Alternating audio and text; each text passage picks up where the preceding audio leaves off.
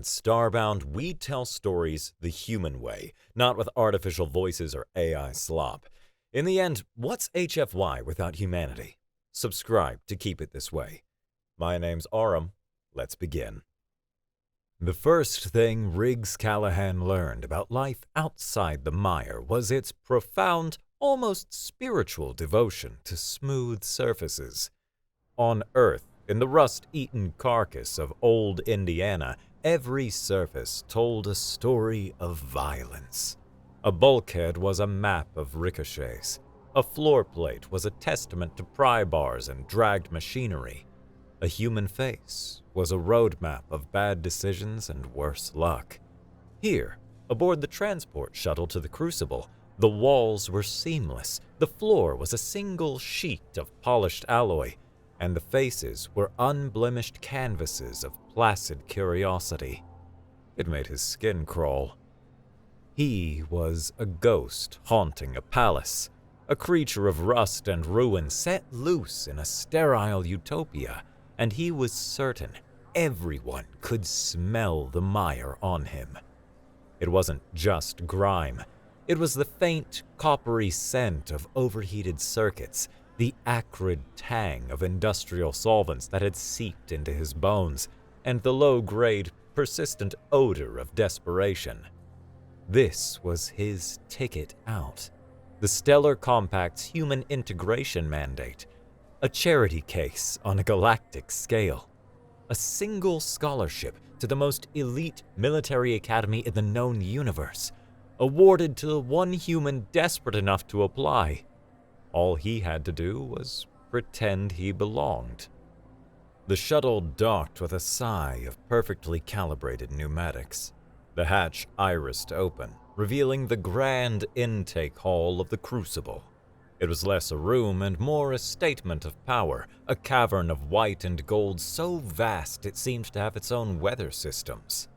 Light, pure and soft, emanated from the ceiling itself, reflecting off floors that looked like frozen milk. He tugged at the collar of his new cadet uniform, a stiff, unfamiliar fabric without a single scorch mark, patch, or blood stain. It felt like a borrowed skin. He walked toward a shimmering archway of pale blue energy, the designated registration point. Other cadets, beings of a dozen different morphologies, glided through it with nonchalant grace. A soft, pleasant chime accompanied each successful registration, a gentle melody that echoed through the immense space.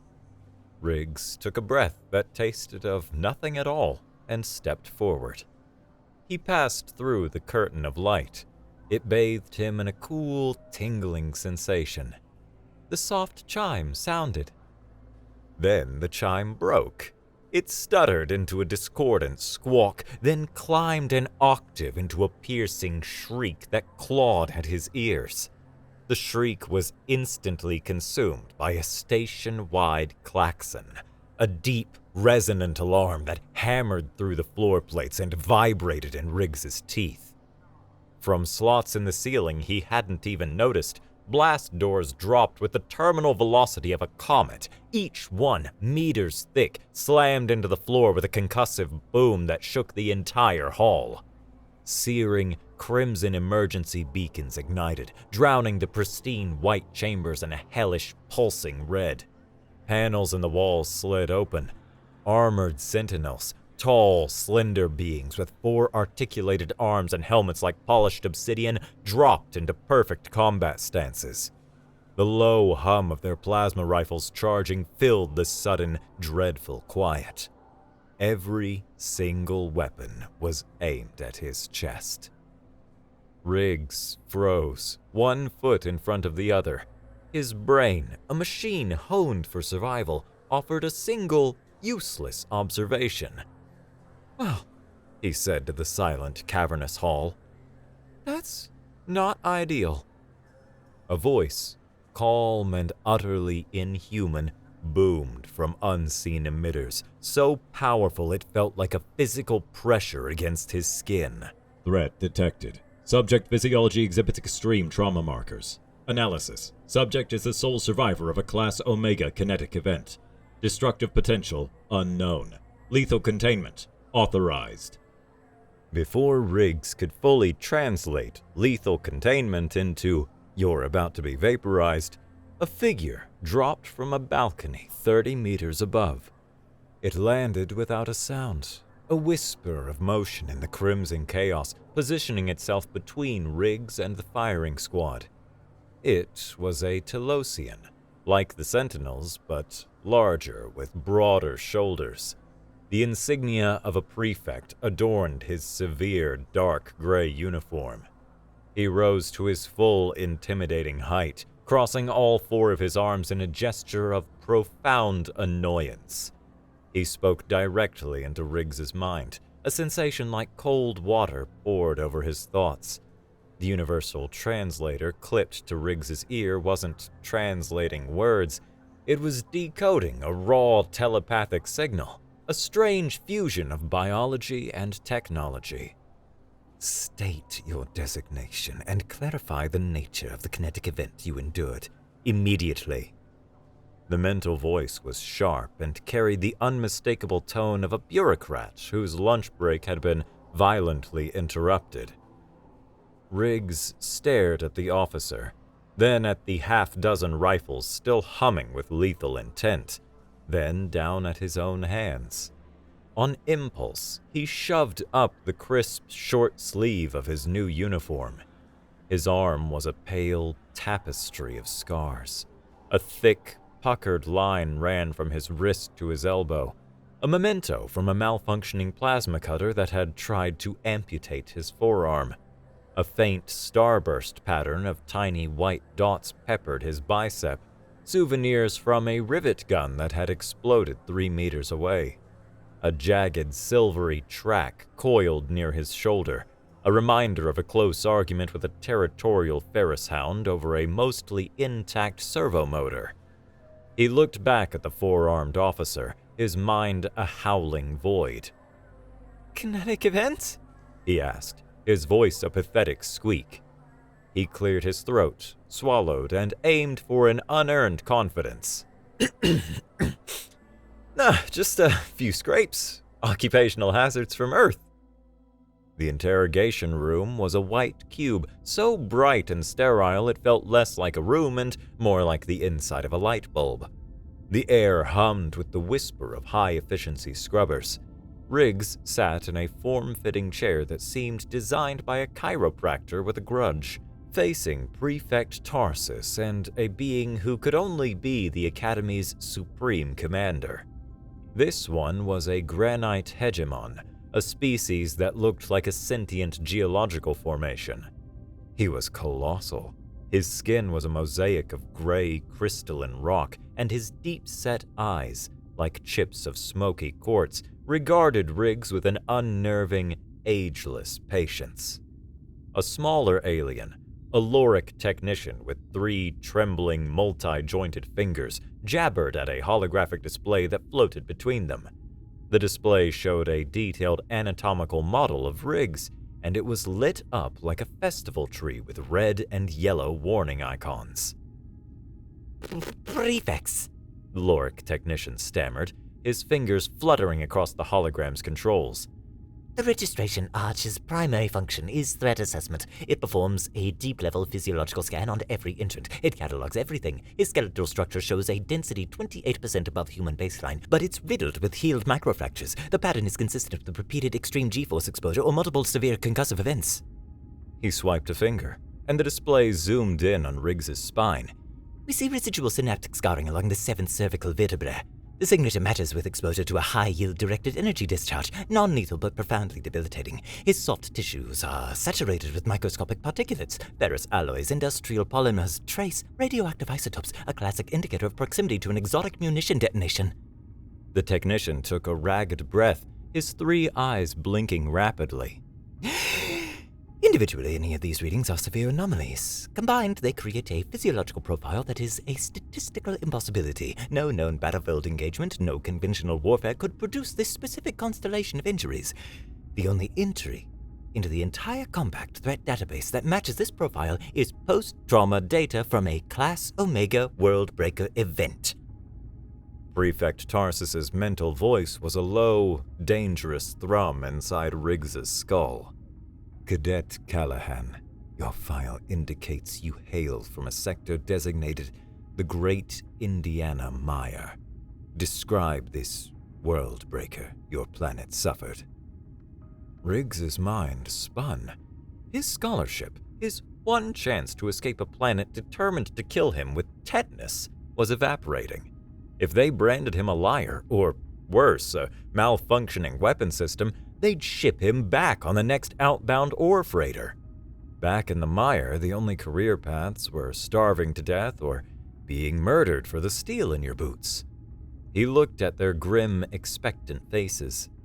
They had a theory, a neat, horrifying box to put his messy, chaotic life into. Denying it would involve explaining a reality they couldn't possibly comprehend.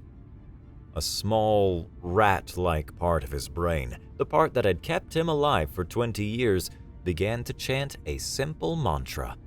Don't get sent back. Don't get sent back. Give them the story they want. The events, Riggs started, his throat suddenly dry. He chose his words with the care of a man disarming a tripwire. Right, that was pretty noisy? The granite hegemon, Overlord Duran, leaned forward. The movement was slow and ponderous, accompanied by the faint sound of grinding stone. His voice was a low rumble, like continents colliding in slow motion. We surmise you suffer from trauma-induced memory suppression. Allow us to assist your recollection. Your bone density. He gestured with a craggy hand at the glowing red skeleton on the display. Explain it. The bones? Riggs said, forcing a shrug. Fell off a 3-story gantry onto a pile of I-beams. The med bot that patched me up said the reinforcement plates it installed would make them stronger. Suppose it wasn't lying. Tarsus and Duran exchanged a glance. It was a look that transcended species, the universal expression of two professionals encountering a problem far outside their operational parameters. The Loric technician made a soft, gagging sound. And the synaptic scarring, Tarsus pressed, his mental tone edged with disbelief. The energy weapon signature? That, Riggs said, the lie now feeling disturbingly close to the truth.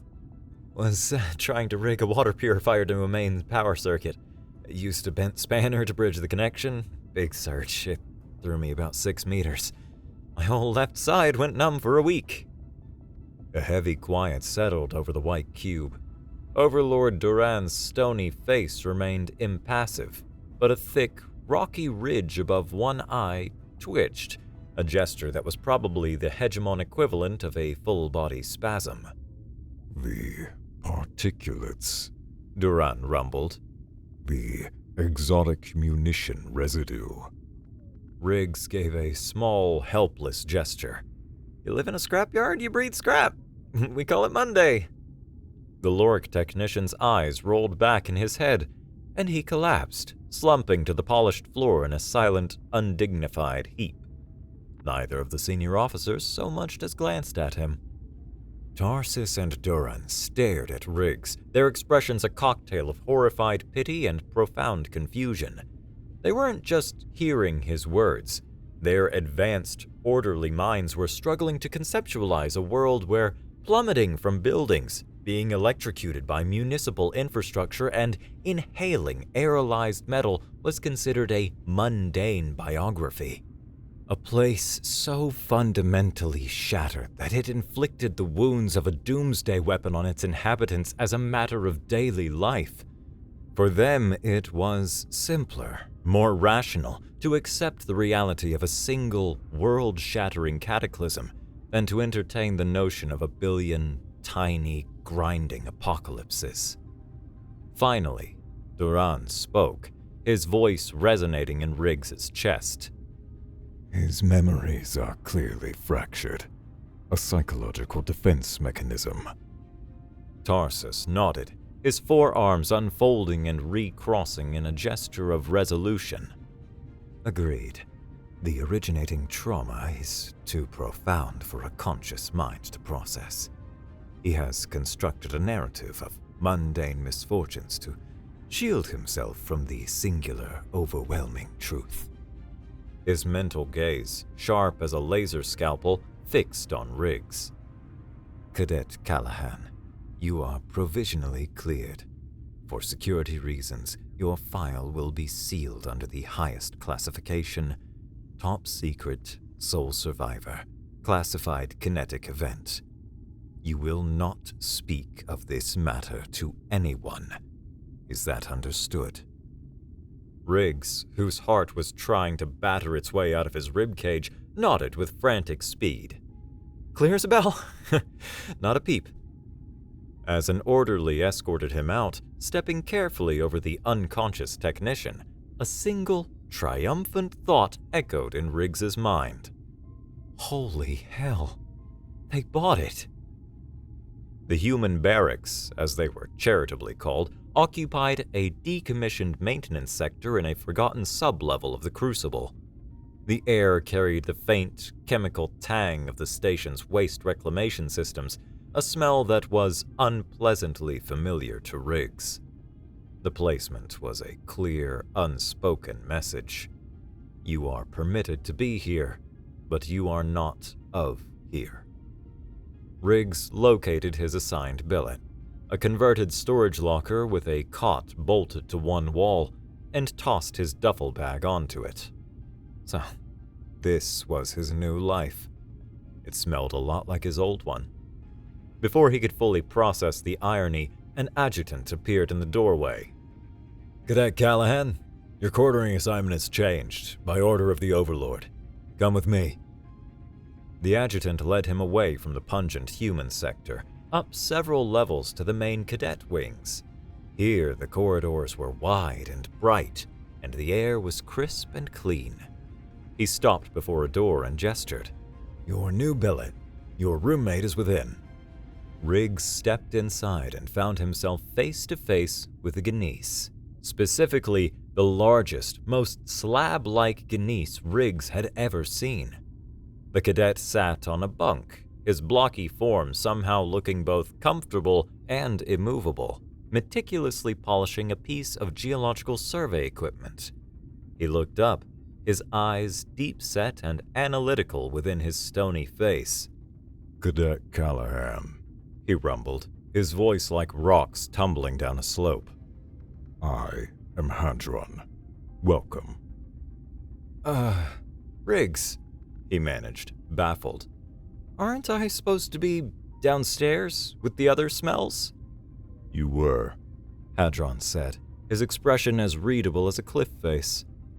Following the incident at intake, Overlord Duran has reclassified you as a subject of extreme tactical significance. I am a student of military history and strategic theory.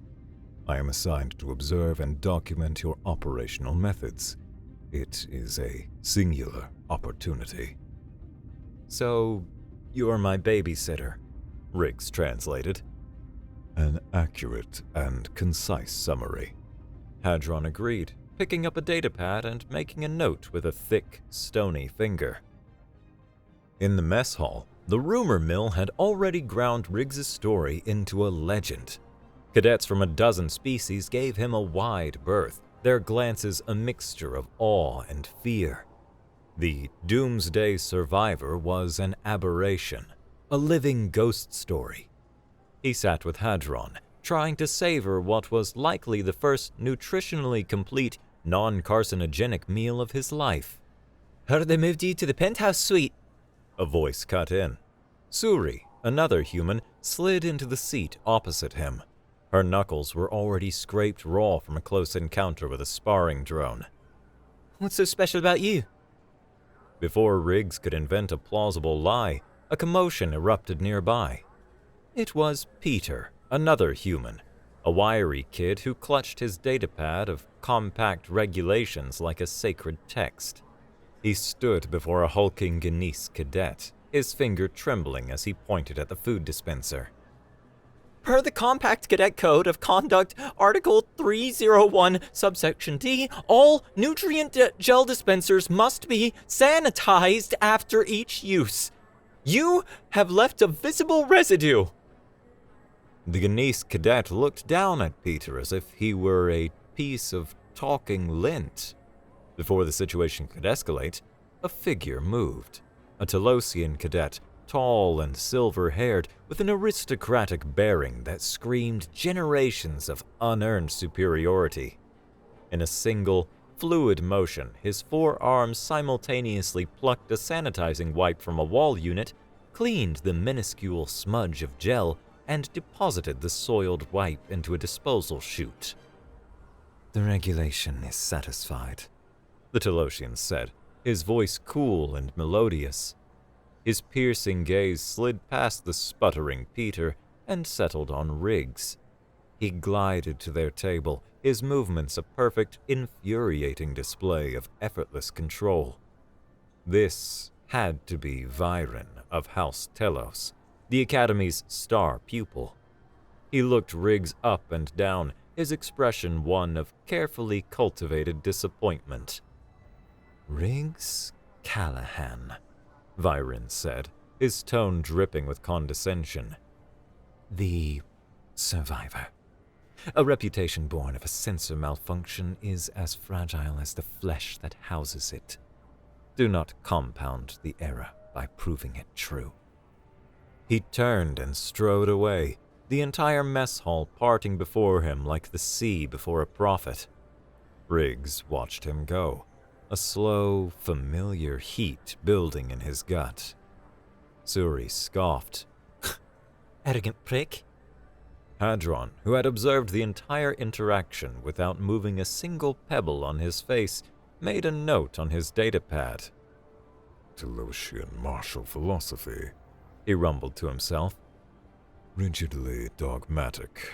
Note: research asymmetrical counters.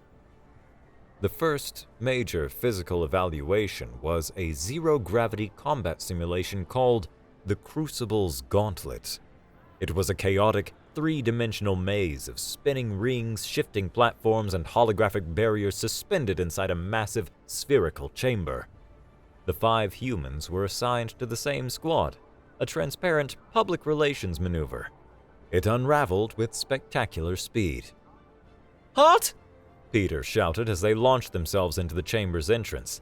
Regulation 45C states all team members must maintain a 2-meter separation in variable gravity fields for collision avoidance. He abruptly fired his maneuvering thrusters to brake.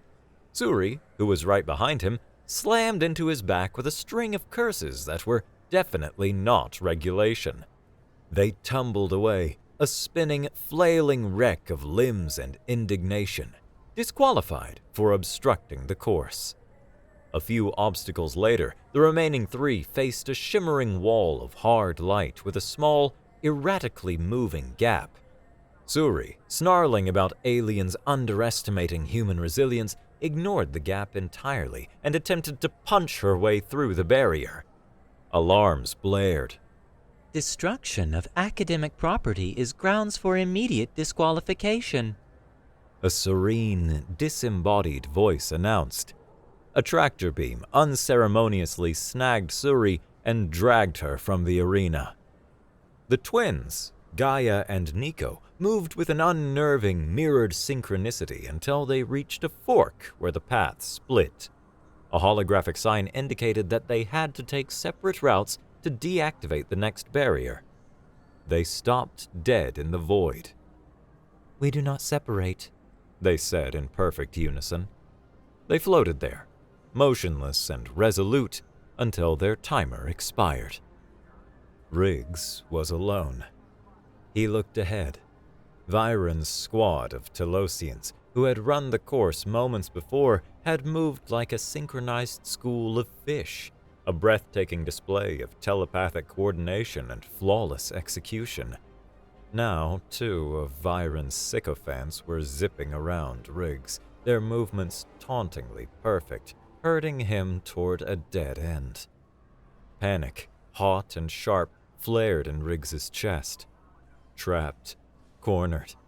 It was the same feeling he'd had scavenging in the collapsed monorail tunnels when a rival crew tried to box him into a derelict train car. His survival instinct, an ugly and brutally effective thing, took over. He didn't have a plan, he had an opportunity. He looked down at the standard issue utility belt cinched around his waist. It was secured by a heavy magnetic clasp. With a grunt, he unhooked it. As the two Telosians closed in, their expressions smug, Riggs let out a wild, undignified yell. He swung the belt over his head like a slingshot and let it fly. The magnetic clasp slammed onto a distant support strut with a loud metallic clang. Clinging to the other end of the belt, he used his forward momentum and the sudden improvised anchor to swing himself in a wide, chaotic, and completely uncontrolled arc. He wasn't flying, he was a human wrecking ball. He shot past the two startled Telosians, his heavy mag boots catching them both squarely in their chests. They spun off into the darkness like a pair of exquisitely designed 9-pins. The belt slipped from his grasp. He was now hurtling toward the finish line with no propulsion and no way to stop. He tucked into a ball, ricocheted off two more obstacles with bone-jarring impacts, and slammed into the final landing pad chest first, skidding to a halt with his head hanging over the edge. He'd finished. His time, miraculously, had beaten Viren's. Not with grace, or skill, or anything resembling proper technique. He won by a mix of panic, momentum, and the kind of disorder no one could have planned. He lay plastered to the landing pad, his lungs burning. His muscles weren't just aching, they were staging a full-scale, profanity-laced rebellion. Hadron drifted in moments later, landing with a soft, controlled thud. He already had his datapad out. Fascinating, he rumbled, making a note. A non-standard application of issued equipment to generate unexpected centrifugal force. I shall classify this technique as the Callahan Centrifugal Offensive. That evening, Prefect Tarsus summoned Riggs to his office. The room was stark and orderly. Cadet Callahan. His mental voice was flat, devoid of inflection. The other human candidates have been reassigned to remedial programs. The integration mandate is, for all practical purposes, now focused entirely on you. Before we proceed, we must confirm your psychological stability. He gestured to a single simulation chair in the center of the room. Riggs was strapped in, and a cool, heavy helmet was lowered over his head. The world dissolved into white noise, then reformed. He stood on a familiar, crumbling street corner. The sky was a permanent chemical orange. The skeletons of ruined skyscrapers clawed at the horizon. It was a perfect, high-fidelity recreation of the great Indiana mire. His home. A flicker of something. Not fear, but a weary, ingrained caution touched him. Then it passed. A simulated pack of Ferris hounds, their optics glowing a menacing red, stalked out of a collapsed storefront. Riggs picked up a loose piece of rebar from a pile of rubble and calmly cracked the lead hound across its snout. It yelped, a synthesized sound of pain, and flickered out of existence. His internal monologue was one of pure bewilderment. I think this is a stress test? The quiet is the worst part. On a normal day, you'd hear the streak of the rust eagles, the groan of failing power grids, the constant grinding roar of the processing plants. This is peaceful. He completed the simulation's objective, retrieving a data core from a heavily fortified ruin by prying open a maintenance grate on the back of the building, a vulnerability the simulation's programmers hadn't considered. When the simulation ended, Prefect Tarsus was staring at the diagnostic screen, his forearms crossed in a tight knot of absolute confusion. This is the harrowing of Xylos, the most psychologically devastating combat simulation in the compact database. Tarsus's thought echoed with disbelief. Your heart rate never exceeded its resting state. Your biosigns indicated a state of relaxation. Why? Riggs shrugged, genuinely baffled by the question. Seemed kinda nice, honestly. Less background radiation than usual. His status as the sole human survivor of the integration mandate meant he was permanently reassigned to Viren's elite Telosian squad. It was supposed to be a learning opportunity for him and a lesson in patience for them. It was neither. They materialized on the simulated bridge of a pirate corsair for a boarding exercise.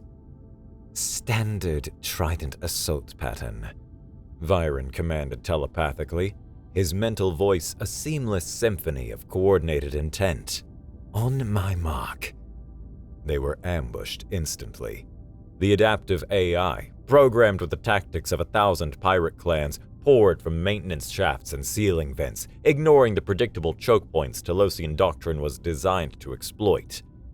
Viren's rigid, perfect formation faltered. The telepathic coordination that was their greatest strength became a crippling weakness as stray thoughts of surprise and confusion muddied their shared mental space. From the observation chamber, Prefect Tarsus watched the data streams, his expression a mixture of alarm and academic fascination. He gestured to an aide. Isolate the psionic feedback from the battle network. The aide peered at the screen. It's chaotic, Prefect, like signal interference. It's more than interference, Tarsus thought, his focus entirely on the readouts. The Compact's universal translator tech was designed to interface with the Telosian psionic network, but Riggs's brain was an untrained, unordered wilderness. His thoughts, a chaotic jumble of instinct, memory, and improvisation, were broadcasting on the same frequency as their commands. The human's neural patterns are pure entropy. He is an unintentional cognitive jammer. On the bridge, Riggs's presence was like a feedback screech in their perfectly tuned orchestra. Every time he ducked when he should have advanced, or scrambled left when the formation moved right, it sent a ripple of cognitive dissonance through their mind link. They hesitated, their perfect synchronization thrown into disarray by a single, unpredictable variable. Seeing the perfect plan collapsing around them, Riggs decided to do what he did best: make things worse in a strategically advantageous way. He spotted a large, red cylinder mounted on the bulkhead, labeled Emergency Atmosphere Purge, a glorified fire extinguisher. "Catch you later!" he yelled into the comm, a pointless but deeply satisfying gesture. He ripped the extinguisher from its mountings, aimed it behind him, and squeezed the trigger. An uncontrolled blast of pressurized cryofoam erupted, launching him down the corridor like a drunken torpedo. He ricocheted off the walls, a human pinball of mayhem, as the other Telosians stared in horrified disbelief. He landed in a heap right behind the main pirate squad. Before they could turn, he tore a comms panel from the wall, stripped 2 wires he knew from experience carried a high amperage, and slammed them together. A deafening, high-frequency sonic blast shrieked through the pirates' helmet comms. They dropped, clutching their heads, their virtual bodies glitching out of existence. The squad passed the simulation. Viren was incandescent with a silent, telepathic rage that felt like Riggs's brain was being slow-cooked. Hadron, who had observed the entire fiasco from a geologically stable location, was waiting at the exit, datapad in hand. A truly revolutionary application of standard safety equipment for rapid flanking and area of effect incapacitation, he noted, his voice filled with academic glee. I shall call it the pressurized gas flanking maneuver. In the mess hall, Riggs was an island in a sea of cadets. The doomsday survivor was now also the unhinged human wrecking ball. He was a legend and a pariah in equal measure. Hadron sat opposite him, methodically consuming a nutrient brick. Your pressurized gas flanking maneuver defied all conventional tactical models. What was the strategic doctrine behind its conception? Riggs, his mouth full of a surprisingly palatable gray paste, swallowed. I don't know, big guy. Seemed like a good idea at the time. A shadow fell over their table. It was Viren, his expression colder than interstellar space. Your ideas are a disgrace to this institution, Viren said, his voice low and seething. You flail and stumble your way to victory through sheer random chance. There is no honor in it. A perfect strategy is its own victory. A victory without perfection is merely a successful failure. Look, pretty boy, Riggs said, setting his utensil down. Where I'm from, you either live or you die. Nobody cares how perfect your corpse looks. The static of Viren's telepathic frustration was a physical pressure in the air. He drew himself up to his full, imposing height. There is only one way to resolve this, Viren declared, his voice ringing through the suddenly silent mess hall.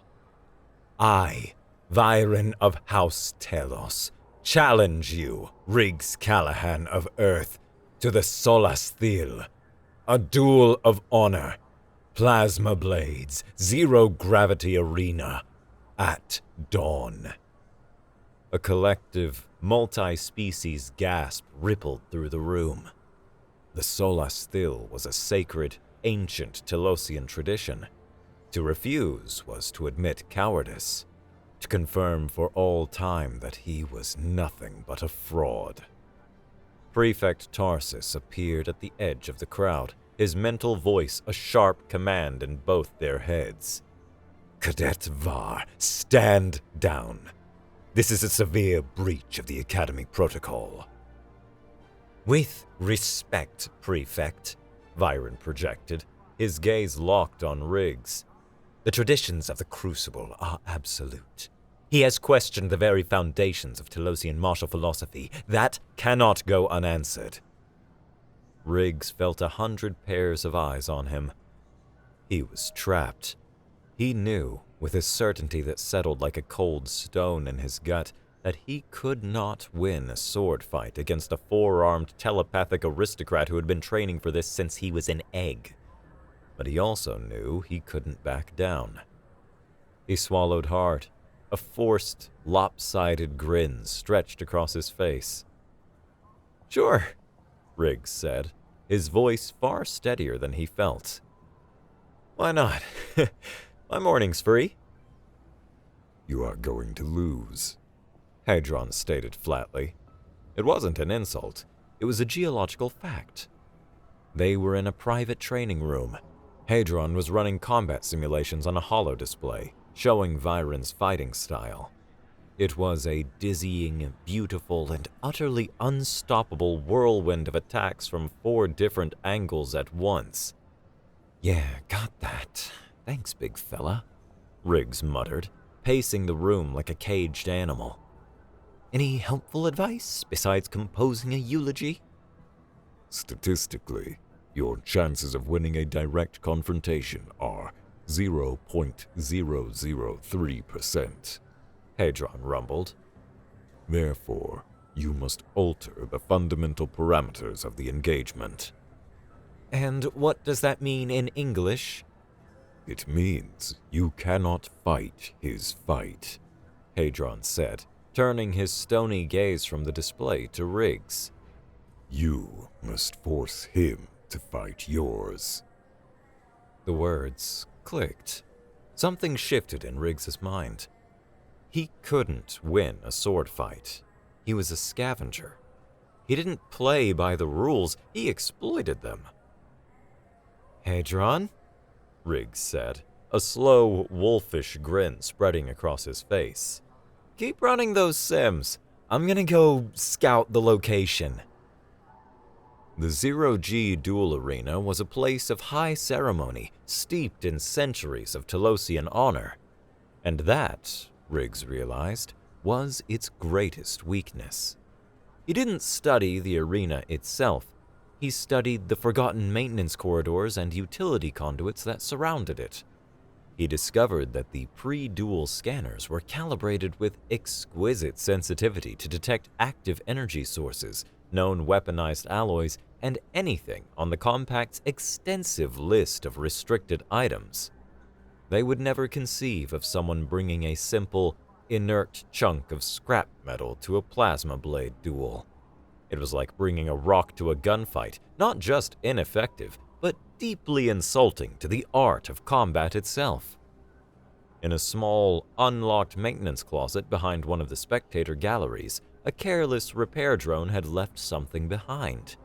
A heavy, magnetic gravity spanner, used for tightening the bolts on the grav plating. It weighed at least 5 kilos. It was perfect. He didn't train to win. He trained to survive. As he practiced the heft and balance of the spanner in the privacy of his room, his mind drifted back to the gray, grinding reality he'd escaped. "Win or lose," he thought, gripping the cold, dense metal. "It beats fighting Ferris hounds for expired ration packs. Just don't let them send me back." The entire academy was watching.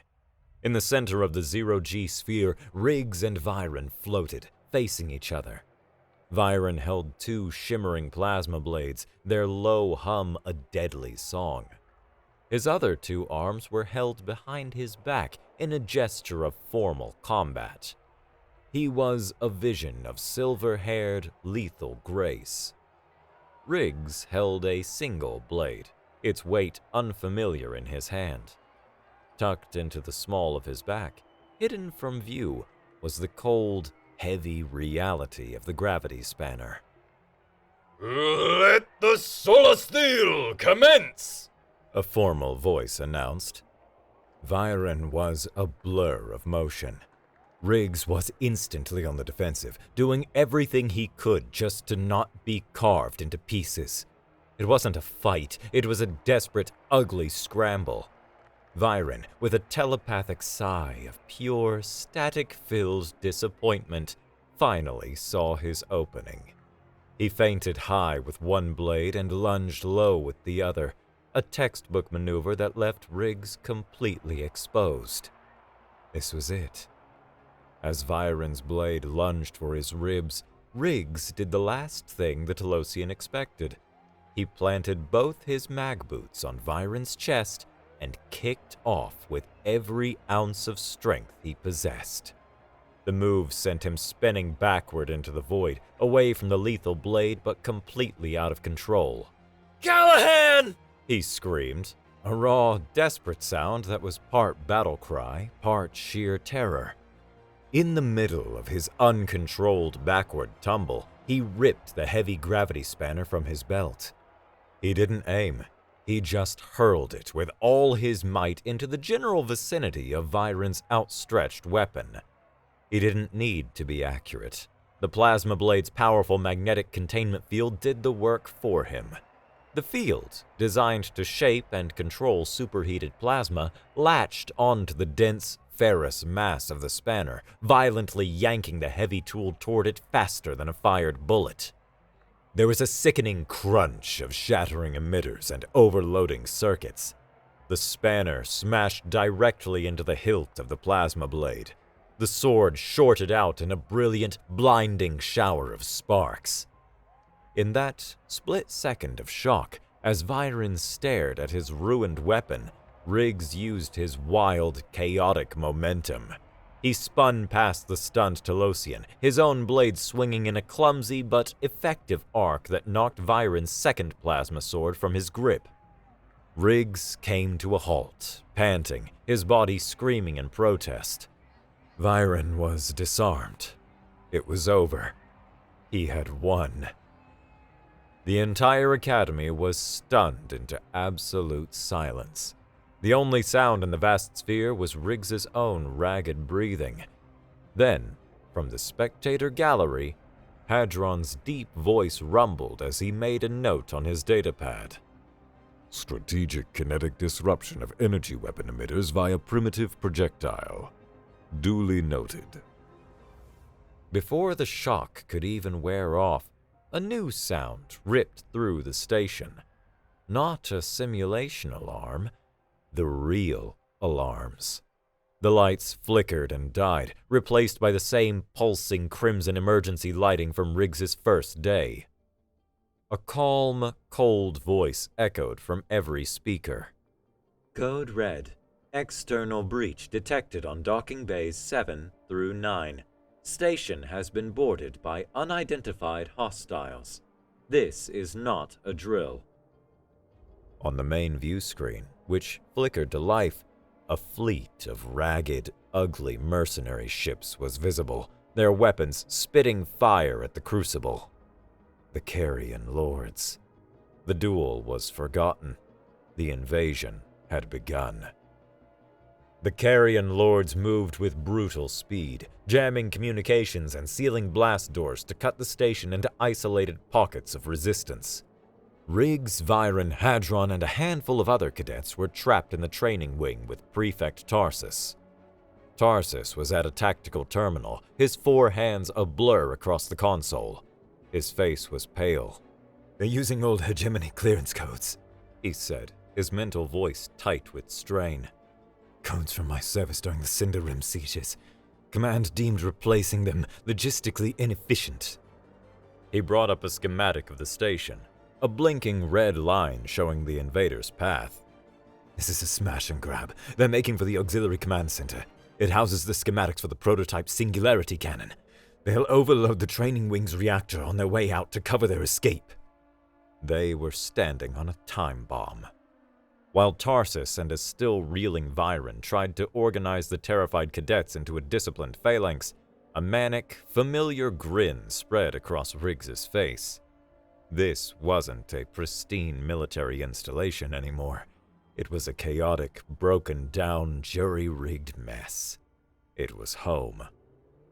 "Okay," he said, his voice cutting through the rising panic. "This part I know how to do."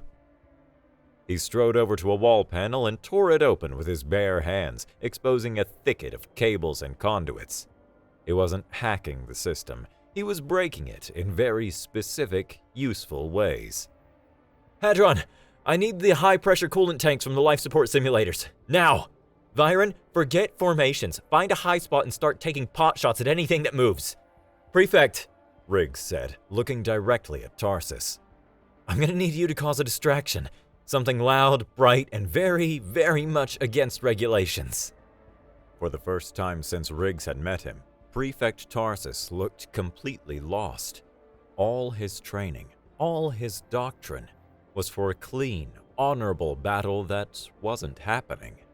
He looked at Riggs, a human mess of scars and terrible ideas, and saw the only person in the room who seemed to have a plan.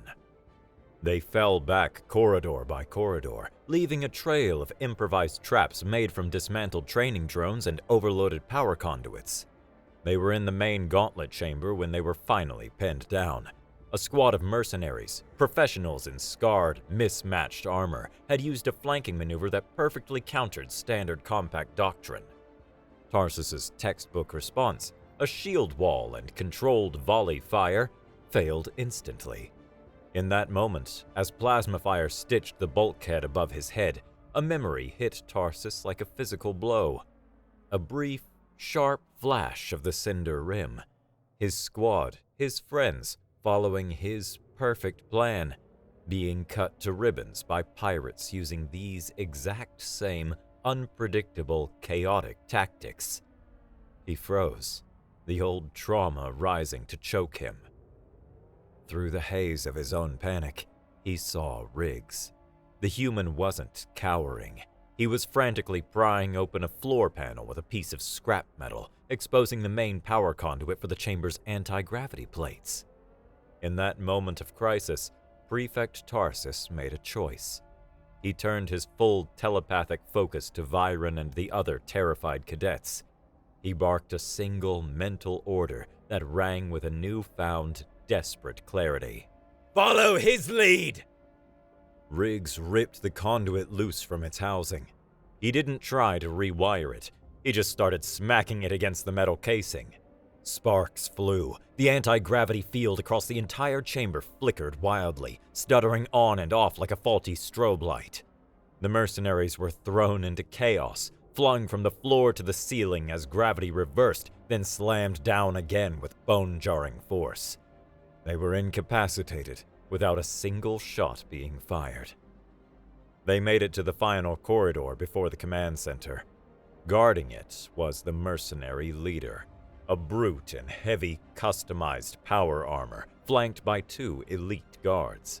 They were dug in behind an energy shield, their heavy, repeating plasma cannons making the corridor a death trap.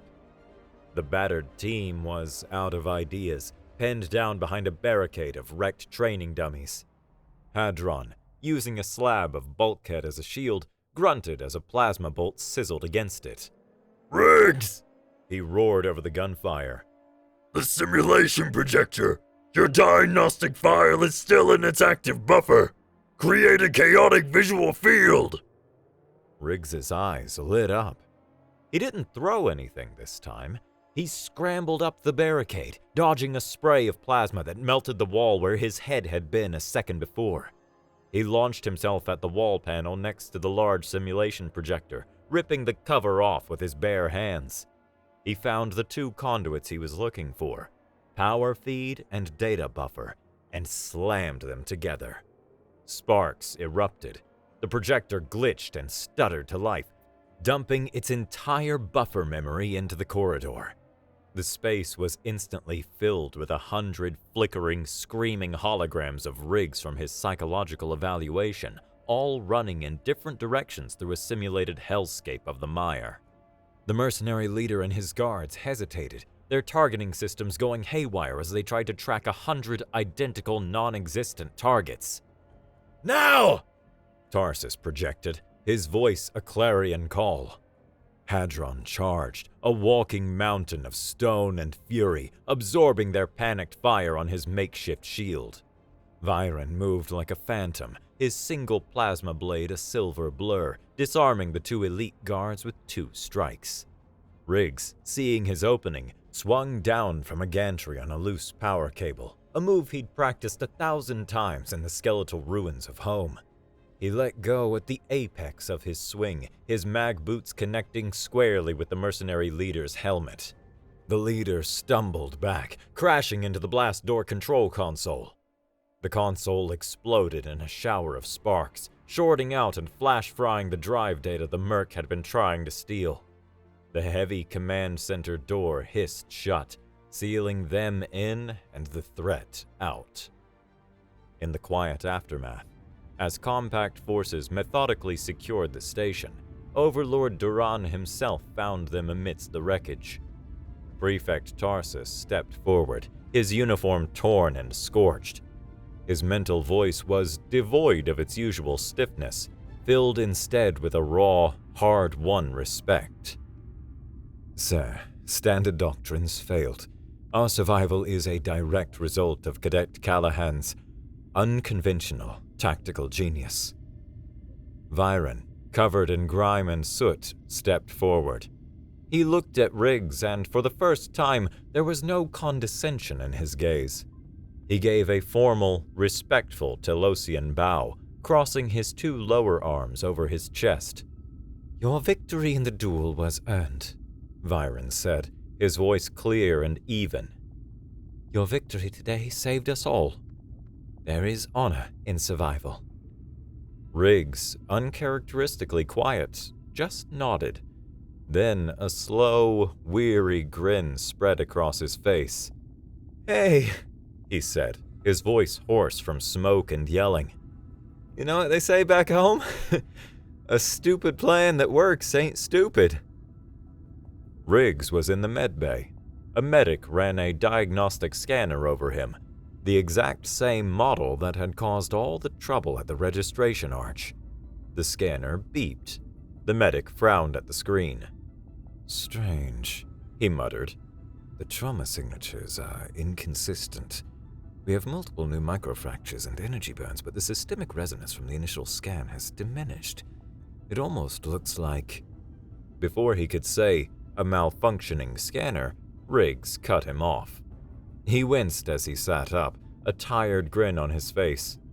He looked past the medic to Prefect Tarsus, who stood in the doorway, his forearms for once hanging relaxed at his sides, an expression of grudging admiration on his face. "Don't worry about it," Riggs said. "It's just another scratch." In a quiet corner of the observation room, Hadron solemnly made a final note on his datapad.